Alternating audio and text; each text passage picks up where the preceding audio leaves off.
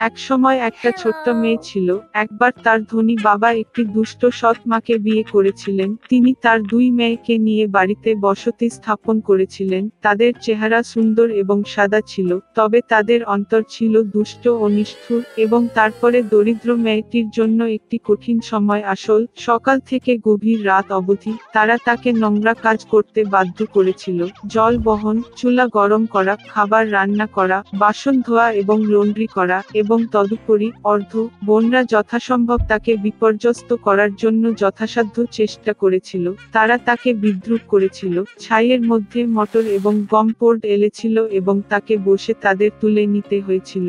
সন্ধ্যায়, যখন সে কাজের ক্লান্ত হয়ে পড়েছিল, তখন তাকে বিছানায় নয়, চুলায় পাশে ফ্লোরে যেতে হয়েছিল। এবং যেহেতু তিনি সর্বদা ছাই, ধুলো এবং ময়লা অবস্থায় ছিলেন, তাই তার বোনরা তাকে সিন্ডারেলা বলে ডাকে। কিন্তু একদিন এমন ঘটনা ঘটেছিল যে রাজা একটি ভোজ শুরু করলেন, যা পুরো 3 দিন ধরে চলবে বলে মনে করা হয়েছিল, এবং দেশের সমস্ত সুন্দরী মেয়েদের ছুটিতে ডেকেছিলেন যাতে তার পুত্র নিজের জন্য একটি কনে বেছে নিতে পারে। যখন নামকরণ করা দুই বোনরা জানতে পারল যে তারাও ভোজে আসতে পারে, তখনই তারা তাৎক্ষণিকভাবে পোশাক পরতে শুরু করে। সিন্ডারেলাও নাচতে যেতে চেয়েছিল, তবে তার সৎ মা তাকে যেতে দেয়নি, কারণ তার কোনো পোশাক বা জুতো ছিল না, এবং সে নোংরা ছিল। এবং তারপরে দুষ্ট সৎ মা ছাইতে এক গামলা গম এলে দিয়েছিল এবং বলেছিল যে সিন্ডারেলা যদি এটি 2 ঘন্টার মধ্যে সংগ্রহ করে, তবে সে তার বোনদের সাথে যেতে পারে। সিন্ডারেলা বাগানে গিয়ে কেঁদে ফেলল, এবং তারপরে 2টি সাদা কবুতর উড়ে গেল। তারপরে বিভিন্ন পাখির পুরো ঝাঁক তারা ছাইয়ের নিচে নেড়েচেড়ে ফুঁকতে লাগলো, এবং তাই তারা একটি পাত্রে সমস্ত দানা বেছে নিয়েছিল। 1 ঘন্টারও কম সময়ের মধ্যে তারা তাদের কাজ শেষ করে, এবং প্রত্যেকেই পালিয়ে যায়।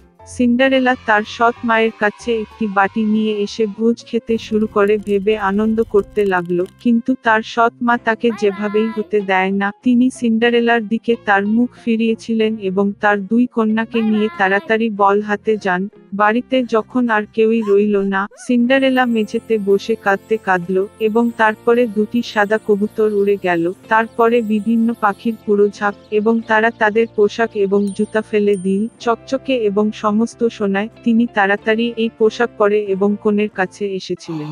তারা তার সৎবধূ এবং সৎ মা দেখেছিল এবং ভেবেছিল এটি অবশ্যই কিছু অদ্ভুত রাজকন্যা হতে পারে। তিনি তার সোনার পোশাকে খুব সুন্দর ছিলেন। এটি তাদের কাছে কখনো ঘটেনি যে এটি সিন্ডারেলা। রাজকুমার তার সাথে দেখা করতে বেরিয়ে এল, তার হাত ধরল এবং তারা নাচতে লাগলো, এবং সিন্ডারেলাকে তিনি এত পছন্দ করেছেন যে তিনি অন্য কোনো মেয়ের সাথে নাচতে চান না। তিনি সন্ধ্যা অবধি নাচলেন এবং বাড়ি ফিরে যেতে চেয়েছিলেন, কিন্তু রাজপুত্র তাকে দেখতে চেয়েছিল। তিনি জানতে চেয়েছিলেন কে এই সুন্দর মেয়েটি এবং তিনি কোথায় থাকেন, কিন্তু সিন্ডারেলা তার কাছ থেকে পালিয়ে দোপকোটে উঠে গেলেন। রাজকুমার কপোতিরকে ধ্বংস করার নির্দেশ দিয়েছিলেন, কিন্তু তাতে কেউ ছিল না, এবং তার কাছাকাছি কোথাও তিনি তার সুন্দর অপরিচিত পাওয়া যায়নি। কেউ অনুমান করতে পারে না যে সিন্ডারেলাকে কবুতর দ্বারা উদ্ধার করা হয়েছিল যে তাকে বাড়িতে নিয়ে গেছে। রাজকুমার মন খারাপ করে মাথা নিচু করে প্রাসাদে গেল, এবং হঠাৎ তিনি একটি জুতো দেখতে পেলেন।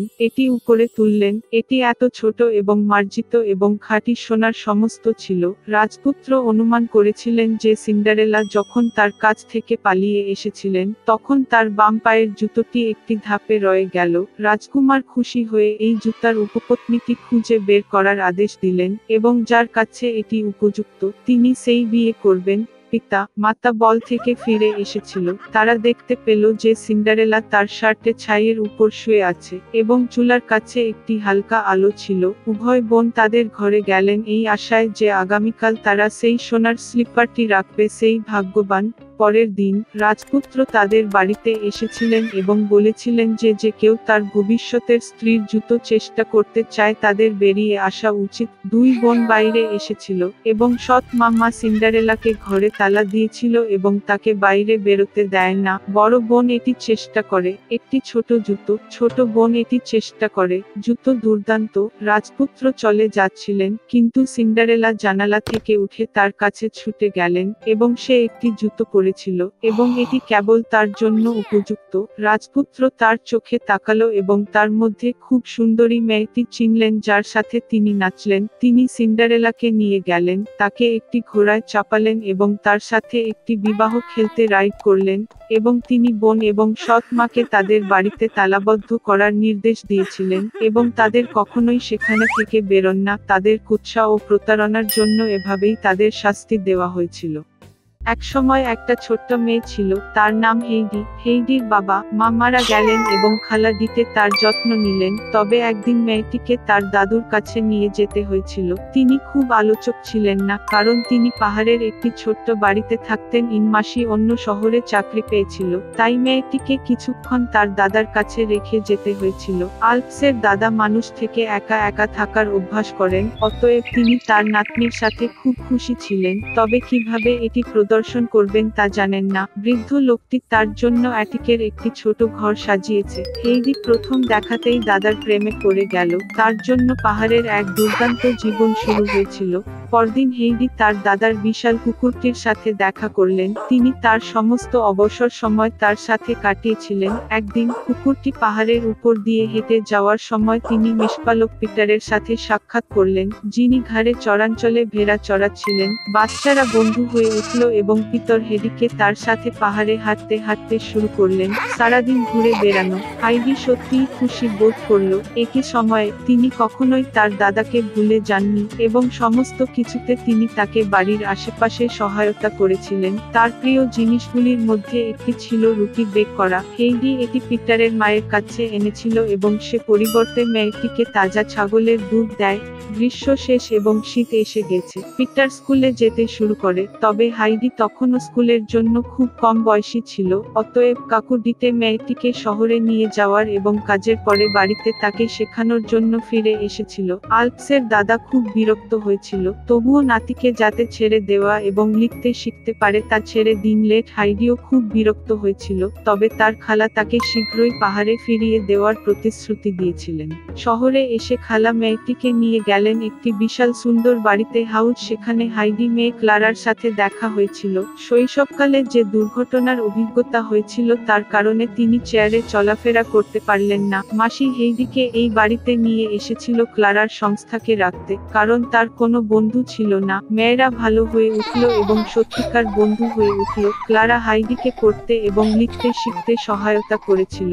নতুন জায়গায় অভ্যস্ত হয়ে যাওয়ার পরে মেয়েটি আরো মুক্ত মনে হতে শুরু করে। ক্লারাও তার সাথে খুব যুক্ত হয়ে গেল। তবে হেইডি সত্যিই পাহাড় এবং তার দাদাকে মিস করেছেন। যার স্বপ্ন দেখতে পারে তার সবকিছুই ছিল, তবে তার মনে হয়েছিল সে সোনার খাঁচায় ছিল। এমনকি সে খাওয়াও বন্ধ করে দিয়েছে। চাচি ডিটে তৎক্ষণাৎ বুঝতে পারলেন যে তার ভাগ্নি কেন দুঃখী ছিল এবং আমি তাকে তার দাদার কাছে ফেরত পাঠানোর সিদ্ধান্ত নিয়েছি। ক্লেরা খুব বিরক্ত হয়েছিল যে হেইডিকে চলে যেতে হয়েছিল, তবে খালা প্রতিশ্রুতি দিয়েছিলেন যে ক্লারার পরের বছর হেইডির সাথে দেখা করতে সক্ষম হবে। এক বছর পরে ক্লারা হেইডির কাছে এসেছিল। তিনি পিটারের সাথে দেখা করলেন এবং বাচ্চারা খুব ভালো বন্ধু হয়েছিল। তারা পাহাড়ে অনেকটা হেঁটেছিল, টাটকা বায়ু প্রশ্বাস নিয়েছিল এবং প্রাকৃতিক খাবার খেয়েছিল। কিন্তু কিছু সময়ের পরে পিটার এই উদ্বেগ শুরু করলেন যে হাইডি আবার ক্লারার সাথে শহরে চলে যাবে এবং তারপরে একদিন তিনি ক্লারার হুইল চেয়ারটি একটি ক্লিফ থেকে ফেলে দিলেন। তিনি ভেবেছিলেন যে এটি সমস্ত সমস্যার সমাধান করবে, তবে দেখা গেল যে হুইল চেয়ার ছাড়া এবং তাজা পর্বত বাতাসের জন্য ধন্যবাদ ক্লারা আরো শক্তিশালী হয়ে উঠেছে এবং কিছুক্ষণ পরে সে আদৌ হাঁটতে সক্ষম হয়েছিল। চাচি ডিটে তার চোখকে বিশ্বাস করতে পারল না এবং পিটার তার অভিনয় দেখে খুব লজ্জা পেয়েছিলেন। তিনি স্বীকার করেছেন যে তিনি ক্লারার হুইল চেয়ারকে ক্লিফ থেকে ফেলে দিয়েছিলেন। অবশ্যই মেয়েরা তাকে ক্ষমা করেছিল এবং বাচ্চাদের সুখী বন্ধুত্বটি জীবনের জন্য রক্ষা করা হয়েছিল।